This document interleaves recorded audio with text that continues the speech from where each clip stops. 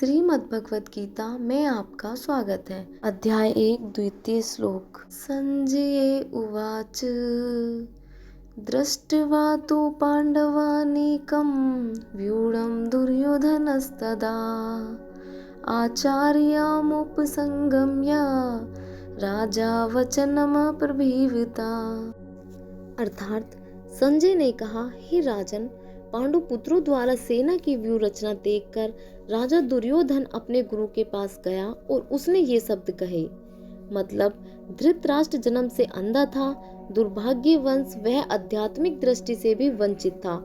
वह यह भी जानता था कि उसी के समान उसके पुत्र भी धर्म के मामले में अंधे हैं और उसे विश्वास था कि वे पांडवों के साथ कभी भी समझौता नहीं कर पाएंगे।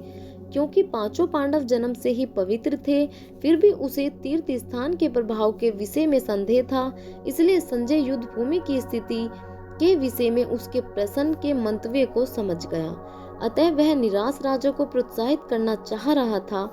उसने उसे विश्वास दिलाया कि उसके पुत्र पवित्र स्थान के प्रभाव में आकर किसी प्रकार का समझौता करने नहीं जा रहे हैं। उसने राजा को बताया कि उसका पुत्र दुर्योधन पांडवों की सेना को देखकर तुरंत अपने सेनापति द्रोणाचार्य को वास्तविक स्थिति से अवगत कराने गया।